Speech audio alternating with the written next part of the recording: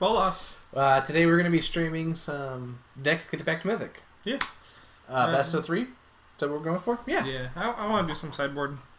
Some sideboard stuff? Cool. As you guys know, when we start our streams on the weekend too, Saturday night, we're going to talk about some news. First, we're professionals. We have news. Get your paper out. And your writing utensil. Alright, I'm just messing with you guys. Alright. Magic Fest Cleveland happened the weekend before this. So, thoughts, impressions. Magic Fest Cleveland, also known as Pro Tour Cleveland. Right. Interesting. What do you think?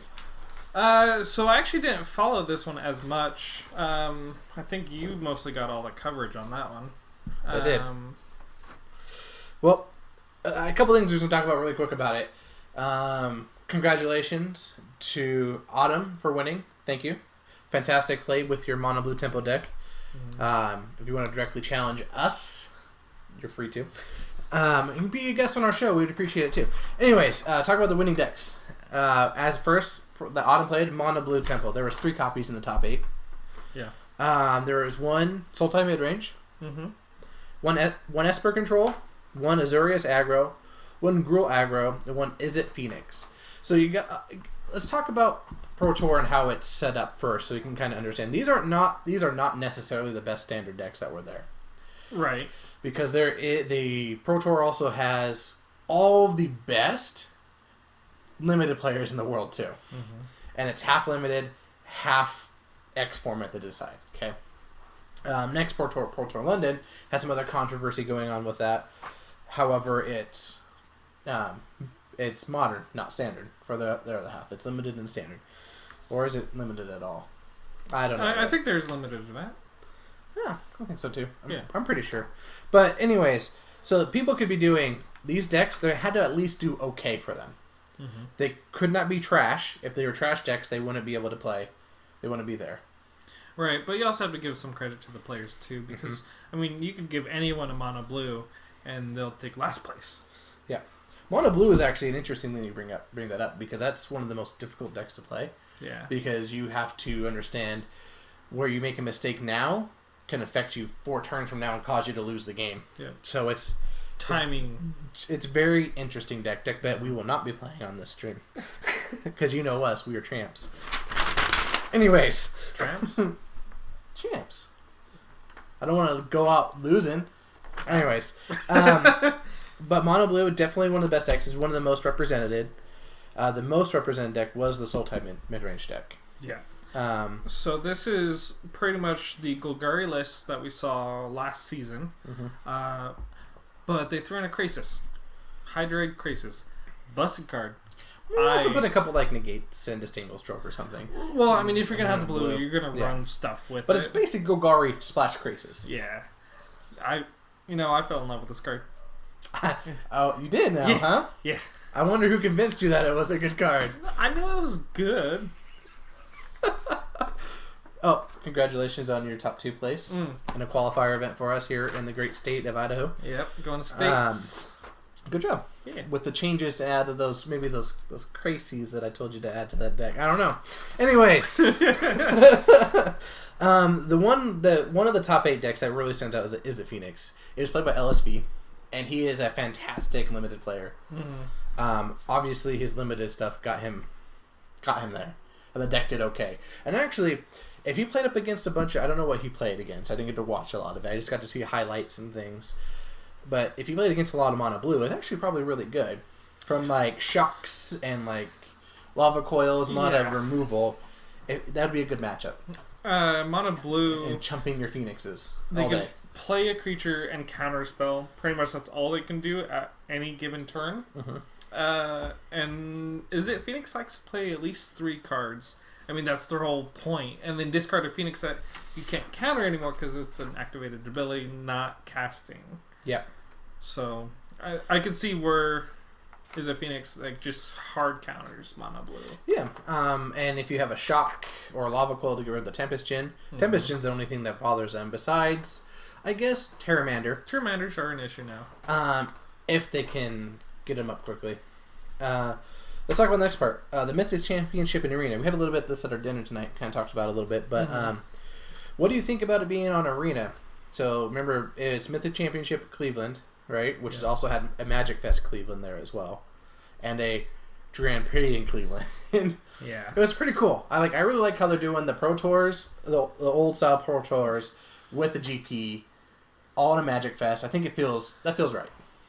But what do you feel about the ones coming just to Arena? Honestly, my opinion on Arena, since we're Arena players, let's hear your Arena take. I love paper play, and I think this takes it away from the paper. I like to go to places. I like the travel. I like meeting different people. Yep.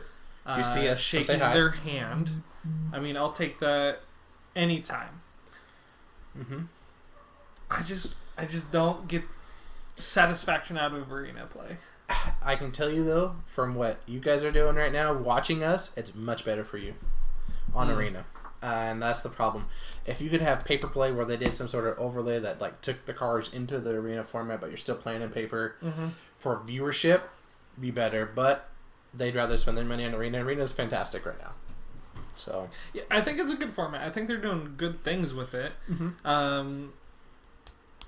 I think that Magic the Gathering Online kind of has a one-up in the fact that if you want to build a deck, you get the card specifically for that, and you're good to go. Where this one, you do kind of have to do a little bit more of a random draw.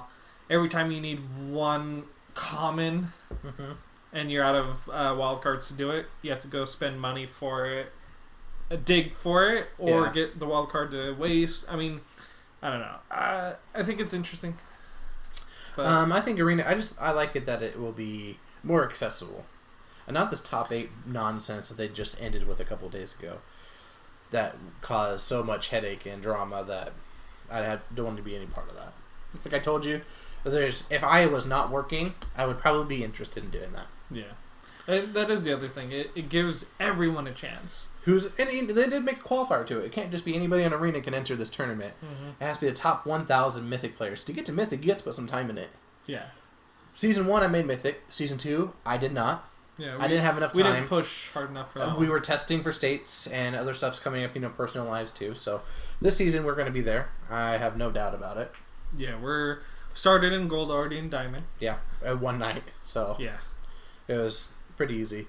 But yeah, what do you think about Arena by itself? Best of 1 or best of 3? So we've kind of talked about this before. I do enjoy best of 3s.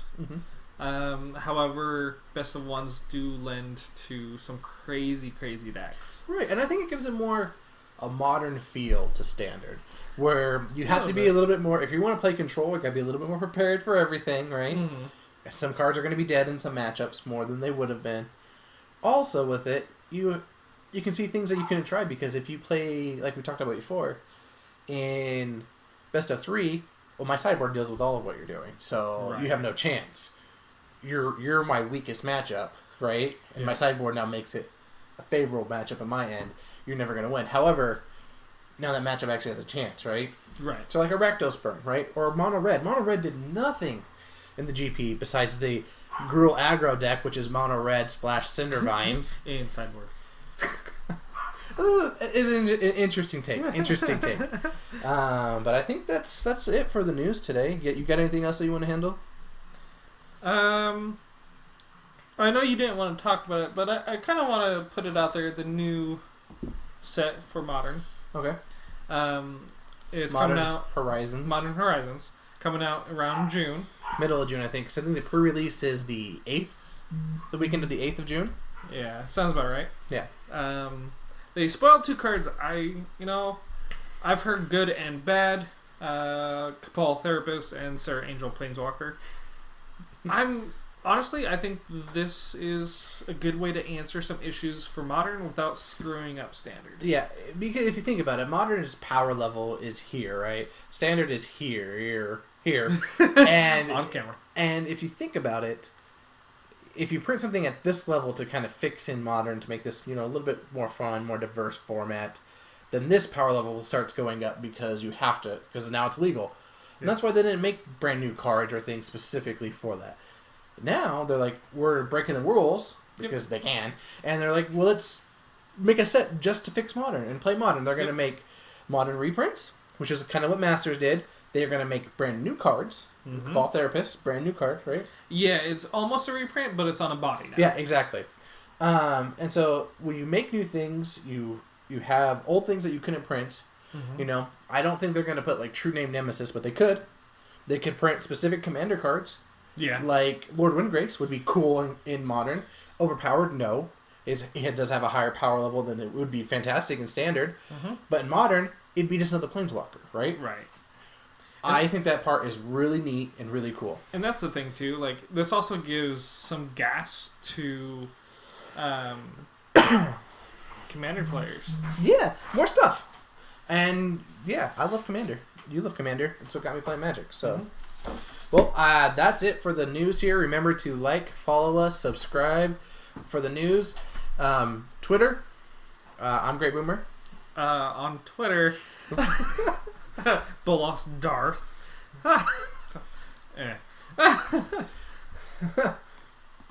Thanks for the notice of my haircut, Jolly. Appreciate that. Yeah. And also, with that, you can check us out at cardboardcantrips.com. Check out our stuff. It's pretty fun. Our articles, we just had one posted by Bolas here. Yep. About Modern some Tron. deck. Yep. Go check it out. Spoiler, Mono Green Tron. It's awesome. Go read it. But let's get into some arena here.